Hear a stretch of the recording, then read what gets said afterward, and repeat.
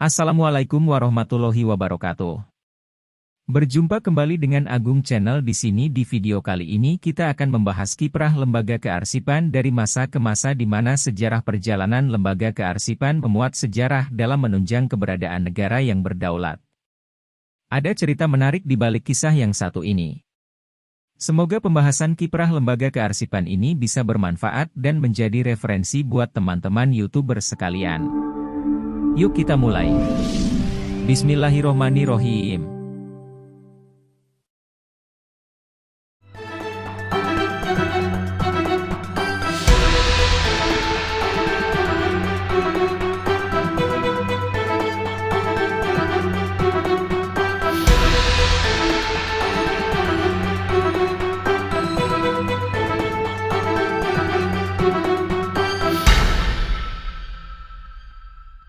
Demokrasi yang tidak dipimpin oleh kebijaksanaan, itu berarti tiap-tiap orang merasa boleh berbuat semau-maunya. Ini adalah rekaman film pidato Ki Hajar Dewantara bertema Demokrasi Indonesia. Bukan kebenaran, akan tapi hanya jumlah. Film ini hanyalah salah satu dari ribuan hasanah yang disimpan Arsip Nasional Republik Indonesia. Selain film, Arsip Nasional juga menyimpan foto, rekaman suara, peta, dan arsip-arsip penting dalam berbagai bentuk lainnya.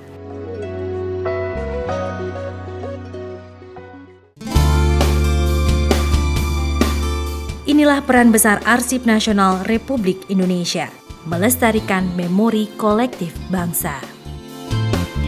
Sejarah lembaga kearsipan di Nusantara dimulai sejak zaman Belanda saat pendirian Landsarchief 28 Januari 1892. Gubernur Jenderal Cornelis Penakar Hordik menerbitkan surat keputusan pendirian lembaga tersebut.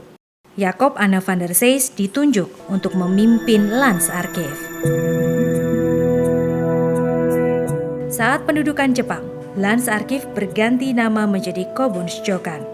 Pada era ini, dunia kearsipan di tanah air nyaris tak berjalan. Hal tersebut disebabkan selain karena para arsiparis Belanda dijadikan tawanan perang, pemerintah kolonial Jepang sengaja membatasi pendokumentasian kegiatan, kecuali untuk kepentingan propaganda perangnya. Pasca kemerdekaan Indonesia, pemerintah membentuk arsip negeri yang berada di bawah Kementerian Pendidikan, Pengajaran, dan Kebudayaan.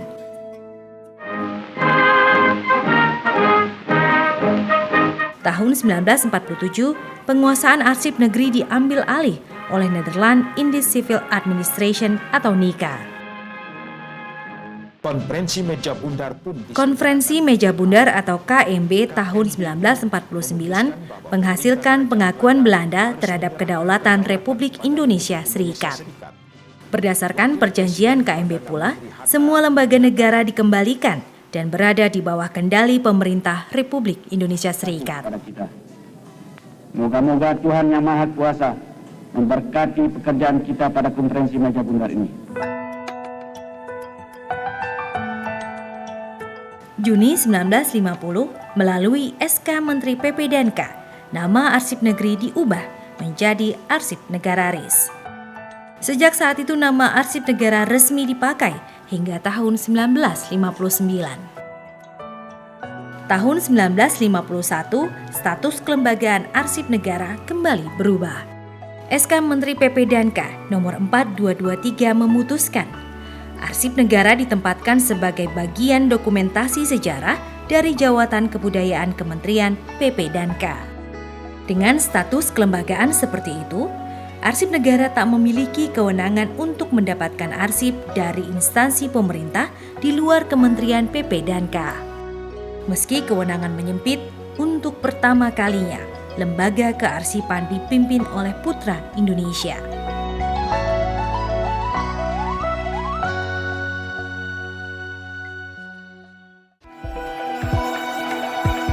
Desember 1957, Arsip Negara masuk ke dalam Lembaga Sejarah Kementerian PP dan K. Nama jabatan Kepala Arsip pun mulai digunakan saat Arsip Negara dipimpin oleh Dr. Randus R. Muhammad Ali yang memimpin Arsip Negara dari tahun 1957 hingga 1970. 1 Juni 1959, nama dan status Arsip Negara ditingkatkan menjadi Arsip Nasional. Perubahan ini membuat Arsip Nasional bertanggung jawab secara langsung kepada Menteri PP dan K. Menetapkan Jenderal Soeharto sebagai pejabat presiden. Memasuki era Orde Baru, Arsip Nasional pun memasuki tahap baru. Berdasarkan Kepres nomor 228 2 Desember 1967, Arsip Nasional ditetapkan sebagai lembaga pemerintah non-departemen atau LPND yang bertanggung jawab secara langsung kepada Presiden. Status baru tersebut mendorong Arsip Nasional mengajukan usulan kepada Presiden pada tahun 1968.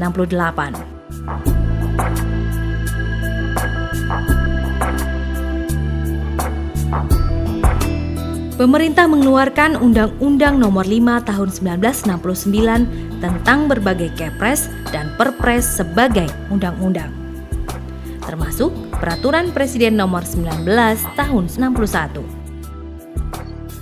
Terbitnya undang-undang ini membuat Arsip Nasional memiliki landasan hukum untuk mendorong lahirnya Undang-Undang Pokok Kearsipan.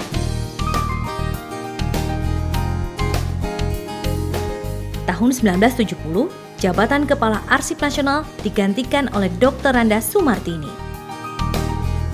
Sumartini adalah perempuan pertama yang menjabat sebagai Kepala Arsip Nasional. Pada 18 Mei 1971, disahkan Undang-Undang Nomor 7 tentang ketentuan-ketentuan pokok kearsipan. Inilah tonggak sejarah kearsipan Indonesia. Pada masa berikutnya, tiap tanggal 18 Mei dirayakan sebagai Hari Kearsipan. Penyempurnaan fungsi dan tugas pokok Arsip Nasional Republik Indonesia diwujudkan pada masa kepemimpinan Dr. Nur Hadi Magetsari yang menjabat Kepala ANRI sejak Januari 1991. Melalui Kepres nomor 92 tahun 1993, digunakan istilah ANRI untuk Arsip Nasional Republik Indonesia. Setelah kelembagaan mulai tertata baik dan SDM yang dimiliki semakin berkualitas, langkah selanjutnya adalah memanfaatkan arsip. Langkah inilah yang dikembangkan oleh Kepala ANRI, Dr. Muklis Paeni, yang mencanangkan visi arsip sebagai simpul pemersatu bangsa. Zaman terus berubah, kemajuan teknologi informasi semakin pesat. Di masa kepemimpinan Dr. Andos Oman Syahroni MSI, mulai dikembangkan sistem kearsipan nasional yang memanfaatkan teknologi informasi dengan dikembangkannya program Sipati, sistem pengelolaan arsip berbasis teknologi dan komunikasi. Pada masa kepemimpinan Dr. Andos Djoko Utomo MA, sistem kearsipan terus dikembangkan. Kerjasama internasional pun semakin ditingkatkan. Januari 19 2007, diluncurkan Sistem Jaringan Informasi Kearsipan Nasional atau JIKN. JIKN merupakan sistem jaringan dan sarana pelayanan informasi arsip statis secara nasional. Catatan penting lain adalah di era ini lahir Undang-Undang Nomor 43 Tahun 2009 tentang kearsipan.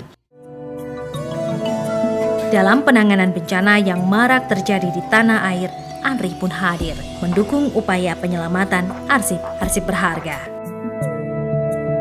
Inilah peran nyata ANRI di tengah kehidupan masyarakat.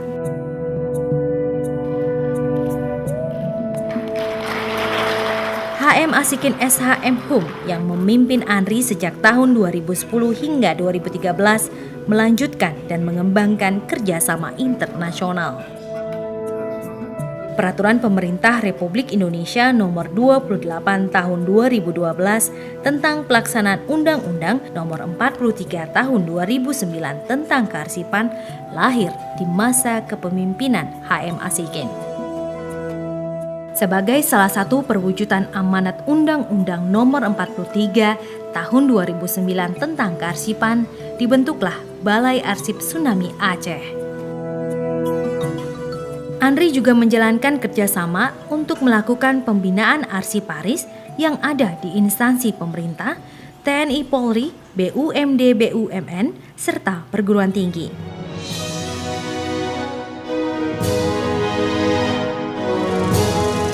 Andri telah berperan dari masa ke masa. Di tiap era, Andri menghadapi tantangan yang berbeda.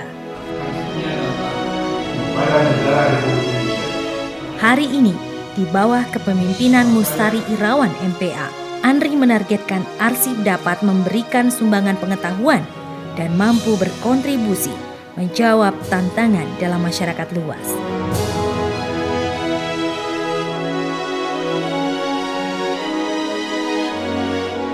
Maju dan terus berkembang inovasi kearsipan Indonesia dalam membangun memori kolektif dan jati diri bangsa.